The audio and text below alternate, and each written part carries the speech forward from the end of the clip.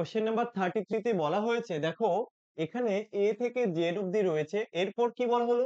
যদি এই বর্ণগুলিকে বিপরীত ক্রমে সাজানো হয় তবে কোন বর্ণটি আপনার বাঁদিক থেকে ষোড়শতম বা 16তম বর্ণের বাঁদিক থেকে দ্বাদশতম স্থানে থাকবে।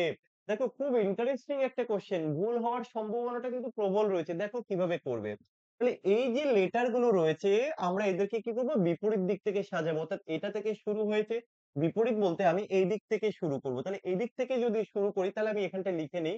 আমি এই দিক থেকে যদি লিখি A B C D E, দেখো আমার এদিক থেকে লেখাটা হয়ে যাবে E F G H I J, আচ্ছা কে। আমি আবার নিচে লিখলাম, চলো কে,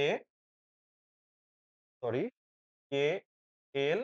আচ্ছা আমি এখানটা একটু উল্টো কেন লিখলাম, যে এটা K L M N O P Q R S T U V W X Y Z. এটা না লিখেও করা যেত, ঠিক আছে। চলো লিখলাম যখন, তাহলে আমার সাজানো হয়ে গেছে। আমি এদিক থেকে শুরু করব, আমার নাম্বারিং কিন্তু এদিক থেকে হচ্ছে, কেমন এদিক এইভাবে আসবে এই এই এই। ওকে, এবার কি বলা হলো এই বর্ণগুলিকে বিপরীত ক্রমে সাজানো হয়, সাজিয়ে নিলাম। তবে কোন বর্ণটি আপনার বাঁদিক থেকে 16তম, আমার আগে বাঁদিক থেকে গুনবো। দেখো আমার বাঁদিক কোনটা হবে, এটা হবে বাঁদিক, এখান থেকে 16তম গুনবো।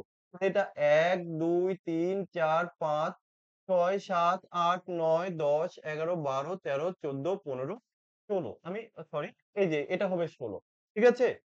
তাহলে আমার এটা হলো ১৬তম। এবার কি বলা হয়েছে? ১৬তম বর্ণের বাঁদিকে থেকে দ্বাদশ। ১৬তম বর্ণ তার আবার বাঁদিক থেকে দ্বাদশে অর্থাৎ ১২ নম্বরে আসবো। এটা ১৬, এবার আমি ১২ আসবো। ১, ২, ৩, ৪, ৫, ৬, ৭, ৮, ৯, ১০, ১১, ১২। তো ১২ কিসে আসছে? ডব্লিউ। তো এখানে আমাদের উত্তর হয়ে যাবে অপশন এ। আশা করি প্রত্যেকে বুঝতে পেরেছো। আমি একটু ডিটেইলস এ করে বোঝালাম। এটা শর্টে কিন্তু করা যেত।